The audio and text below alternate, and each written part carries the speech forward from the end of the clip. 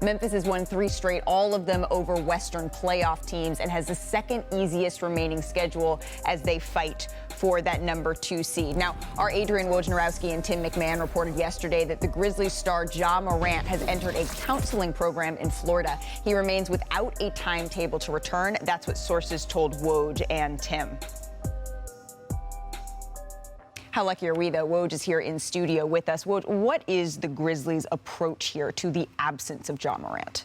To give Ja Morant all the time he needs to get the help that is necessary and that he wanted when he started this time away from the team after the incident on March 4th in Denver. And so, we reported this yesterday that he had entered the counseling program in Florida, but he did not enter it yesterday. He's been there for a period of time since he left the team. So I think for the Grizzlies, all along, their view is there have been issues, there have been concerns around Ja Morant. This wasn't all just happen one night in Denver. And so they want him to take all the time he needs, get the help he needs. And so that's how they viewed this. And as a team, they've held on to second place. They've won 3 games in a row. And so certainly he continues to communicate with the team. You saw some of the players talking about that last night, FaceTiming, texting. He's been in contact, but he is in that counseling program in Florida as we speak right now, I'm told. And the Grizzlies have been staying afloat without him. Obviously, the most important thing is that he's getting the help that he needs, but we know no firm timetable. The Grizzlies did say, though, that he was going to miss at least 6 games. Tomorrow marks that minimum 6 games. What's next? Well, at some point, Ja Morant, the Grizzlies are going to have to deal with the NBA and their investigation into the matter. That's a conversation. Results of the probe, whatever they find. This is not the first investigation that the NBA has launched into Ja Morant. There have been a couple over the last year based on other situations that have been well reported on. But this is a new one, and it's built around that firearm in that club in Denver. Was it in a team facility? Was it on a team plane? Was it his gun? So those are all questions certainly that the league is looking into. But there's a reason this hasn't been called an indefinite time away, that you're seeing it in increments. And I think it shows you the possibility of a Ja Morant return here. Essentially the next 4-game increment, that ends Wednesday against Miami. And so I think there'll be a sense then about what the next step is. But I think there's a belief that Ja Morant does play again at some point this season. When that is still unclear, and the league is going to have some say. They're going to have a lot of say in that. Yeah, Woj, thank you. Please do not go too far. The Grizzlies, they're entering a stretch, though, where 4 of their next 8 games, Woj, they come against teams in the bottom 5 of the NBA. They also have upcoming games against the Warriors and the Mavericks, but they did beat both of those teams on their current 3-game winning streak. So some good news from the schedule gods there for the Memphis Grizzlies. Enter this trip tied for the 3rd worst road record in the NBA at 7-26. They've lost 8 straight away from Chase Center. It starts Wednesday, right across the street from us. They play the Clippers, and that includes also stops in Memphis, Dallas. You can see the full road trip on your screen. So bringing in Anscape's Marc Spears here along with Jalen Rose. Marc, thank you for joining us. You released an article surrounding Steph turning 35 years old today. I know you talked to him a little bit about the road woes that the Warriors have faced this season. What more can you tell us about what he said, what he's thinking about this? In terms of the road woes, he's, got a new Under Armour thing about them protecting the house. Remember this, Malika? We must protect this house. Remember when you were a little girl and they were showing that commercial Warriors where they're crowd. bringing it back? And they're bringing it back, but how does he protect his team outside the house? He said that they have this weird yin and yang this whole season in terms of being so great at home, so bad on the road. I've never really seen a team like this. But he said, look, we have to figure out how to have the same mentality on the road, the same identity. This is going to be a very challenging road trip. But like as Clay said, if they could get some momentum going on this road trip, I think it'll bode well going into the postseason. We're looking at the Clippers, the Hawks, the Grizzlies, the Rockets, and the Mavericks. So when you look at the Warriors' next 5 games of this road trip, how many wins would you consider, Marc, a success? They got to go 3-2, right? I mean, I think the Houston one is a given, but all those other ones, even Memphis without Ja, they're still a problem. It's still on the road, but there's no Wiggins, there's no Kuminga, but they're playing great basketball of late, and it's time for them to buckle down and get ready for the postseason and win on the road. I don't know. Ask the Celtics if Houston is a given. What do you see, Jalen? I see them going 3-2, like Spears said, and I'm not as worried about their road record as many people are. Why? And here's a couple of reasons why. This team has had to reinvent itself a couple of different times throughout the season.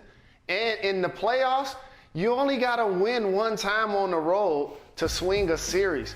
I'm actually more worried about not having Wiggins.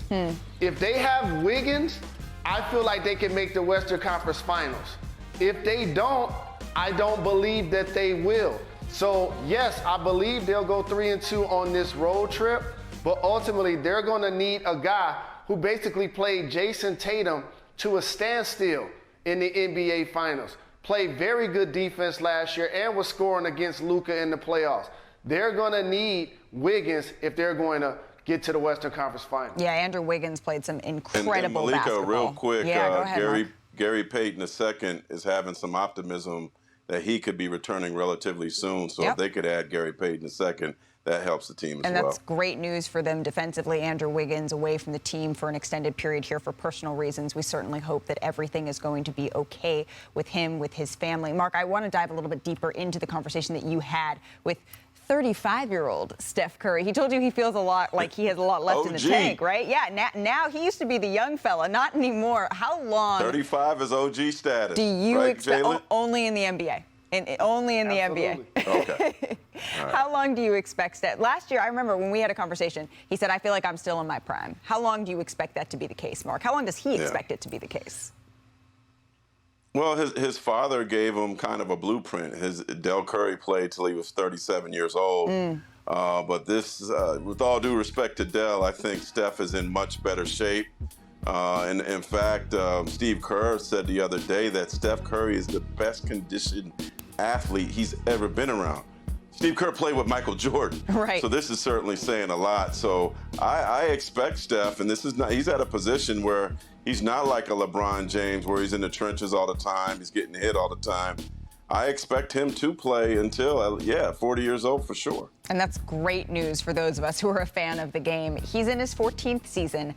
I imagine that, for me, it's, Jalen, I'm like looking at my Instagram find feed to get new workouts, new ideas of how to be better in my own personal life and work. But who has Steph? I imagine that's not Steph's case. Who's he consulted in terms of playing into his late 30s, Marc? Well, it's funny. You would think he would consult LeBron, his dad, Chris Paul. But no, he's consulting NFL old school or OG quarterbacks, right? He told me he's calling Tom Brady, who's 45, Aaron Rodgers, who's 39, and Peyton Manning's a longtime, good friend of him. He's played in this a golf tournament. So he said he's asking them, he knows quarterbacking is different, but he's talking to them about discipline and how they use that discipline to get to their 40s and how do they continue, what they had to do to continue to have that feeling that they were younger than their age. So, yeah, he's been seeking counsel from some of the greatest quarterbacks of all time. They would play in that 9 versus 10 playing game. So the race for the West is going to be a fun one down the stretch. It starts tonight in New Orleans. For more on that game, I want to bring in our Lakers reporter, Dave McMenamin, and our Pelicans reporter, Andrew Lopez. A couple of injury updates from you, gentlemen, please. Dave, I want to start with you. We haven't seen LeBron James in the last 7 games, but I saw you reported that he was out there on the floor getting free throws up today. Is he any closer to returning? Malika, this is just a sign that everything is moving in the right direction when it comes to his rehab. It wasn't like he went through a full shoot around with the team today. It was standstill free throws, taking 10 at a time, stepping off the line, coming back, shooting 10 more. But he's got out of the walking boot a couple days ago. We're 2 weeks and 2 days removed from the injury. In about a week and a half, he's going to be reevaluated. There's 3.5 weeks left to the regular season. We'll see if he can get back out there before April 9th. Andrew, let's talk a little bit about Brandon Ingram. He's missed the last 2 games with an ankle issue. What should we expect from him? Yeah, officially, Brandon is questionable for tonight. We watched him warm up on Saturday before Oklahoma City. Went through it a little gingerly. Seemed like he didn't have that lift that he maybe wanted. Sat out the game against Portland. But I think he is trending towards playing tonight. But everything with this team, you got to wait right until tip to figure out what's really going to happen. But it does look like things are moving in the right direction for Brandon to come back from that ankle sprain. Okay, that's good news for Pelicans fans. We talk about it, though, gentlemen, every day on the show, and I feel like I need my hands here to make Stephen A. proud because the West, it's fluid. The play-in race is fluid in the West. But how much pressure, starting with you, Dave, are the Lakers putting on themselves, and then you, Andrew, on the Pelicans in this stretch right now? Like, I spoke to Malik Beasley this morning, and he was talking about that it already has a playoff feel, this final stretch of the schedule. And he said he embraces it. They like it as a team. Now, Darvin Ham, maybe on the other hand, doesn't quite feel the same way. He told me, I went to bed last night. We were in 11th. I woke up. We're in 9th. It's the way of the West. But he also said, did you see what happened between Houston and Boston? The Lakers got to play the Rockets tomorrow. And so they're schedule watching, and they know all these games matter. Andrew? Yeah, same thing with the Pels. The other night, Trey Murphy kind of said all of these games feel like play-ins. Some guys want to use the term must-win, others do not. Larry Nance said all of these games feel like must-win. And then right now, the big thing with the Pels, after this game against the Lakers, they are at Houston, who Dave just mentioned beat Boston the other night. They're at Houston, and then home against San Antonio and Charlotte. Those are 4 very big games against teams you would think they would be favored by. If they get those, they can vault up. As you said, it's fluid. They could go maybe from tied for 9th to 5th or 6th just in a couple of weeks. Every game feels very important, as Dave said. Yeah, even those games, though, those are the scary ones. You can't overlook those opponents where you think this is going to be an easy win. Boston knows a little something like that. Thanks for watching ESPN on YouTube. For live streaming, sports, and premium content, subscribe to ESPN+.